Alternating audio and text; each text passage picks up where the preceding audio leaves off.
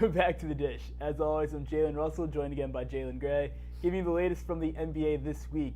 Now, on Thursday night, I don't know if anyone stayed up for it, but the Golden State Warriors and Houston Rockets had a great game. It was a long lasted game. until 2 in the morning Eastern time.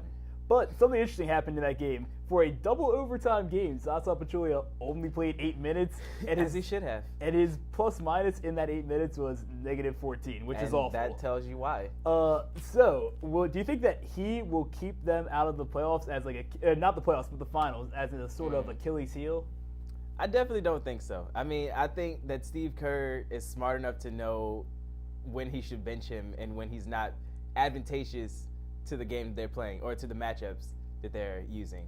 And I think that the Golden State Warriors are impressive because they're 21st in defense right now, and they're still Where is that impressive? They're still 16-3. Where is that they're impressive? still 16-3. They're only going to get their defensive chemistry is off because they've lost key pieces like Harrison Barnes, like Andrew Bogut, and guys just they're not in the position. They don't have the chemistry. Their defensive chemistry is going to get better over time. They played a weak schedule. Let's just get that out of the way. So that 16-3 record doesn't really mean a lot to me. But I think that what they're losing with Zaza Pachulia is that defensive presence, where they had Bogut and Ezeli last year, who combined to kind of be rim protectors and to affect people's shots and get boards and stuff. And Bogut didn't do much else, and but he did that. KD's already stepped in. KD's averaging more blocks and rebounds than Bogut, and obviously points because Bogut only averaged 5 last year. And that's great when you're playing teams that are going small ball. But what happens when you're playing against a team like the Clippers that are going to have Blake Griffin and DeAndre Jordan? I mean, that depth lineup worked last year without Bogut in it. With Adams and Cantor, who almost beat them last year. Memphis with Gasol and Randolph, or even San Antonio with Gasol and Aldridge. I just think that they're going to struggle down low. And so maybe they get banged up a little bit, or maybe these guys just go, you know what, let them play offense, let them play their small ball and offense. We're going to take them inside and just ram this ball down their throats the entire time. I think that's the thinking that got them 73 wins last year.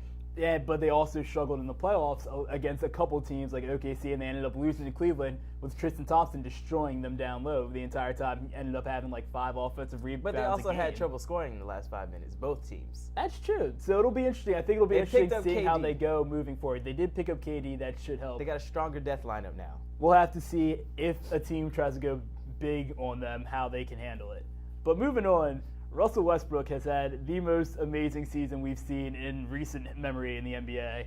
He's had, 9 triple-doubles so far this year in 20 games. I mean, he also just moved into 6th all-time with 46 triple-doubles for his career.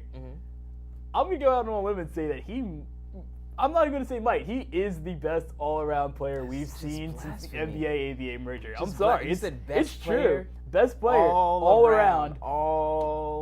46 triple-doubles in 607 games. That is a triple-double every 13 games. Tell me that is not impressive.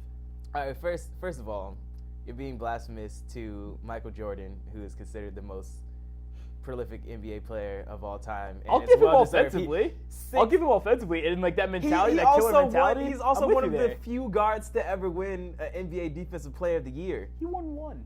Yeah, which was impressive still. Also, can we say that the voting is a little biased considering no one under 6'8" has won it since Gary Payton won it in '96, but let's not, only won but one. Let's not act like Russell Westbrook would be in contention for that record, even if they only gave it to guard. If they separated between forwards and guards, Russell Westbrook would still not be in the voting. Why not? He got 2nd in steals last year. He's 7th in defensive box plus minus right now. Steals does not equate to defense. But all I'm saying is Gary Payton was the glove and only got 1. So really, let's not go to Defensive Player of the Years because I think that whole voting system is a little biased. So that in its own right. Also, let's just say, comparing him to guys like Magic, MJ, LeBron, his numbers are pretty comparable per 36 minutes. He's beating all of those guys in at least one of the big 5 statistics. Minutes. That's a very fair way to judge guys from different eras, I believe. And he's beating all of those guys in at least one statistical category from the big 5, the points, assists, rebounds, steals, blocks. But let's not act like the game hasn't changed today. First of all, if Magic had played at, the tempo that the NBA has played at today, he would definitely have averaged a triple-double.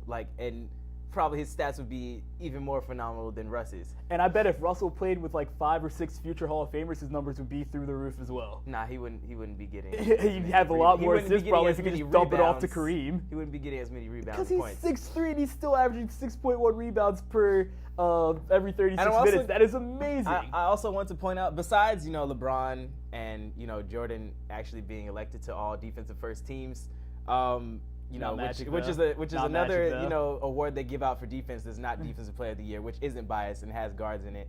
But LeBron also has 3 championships.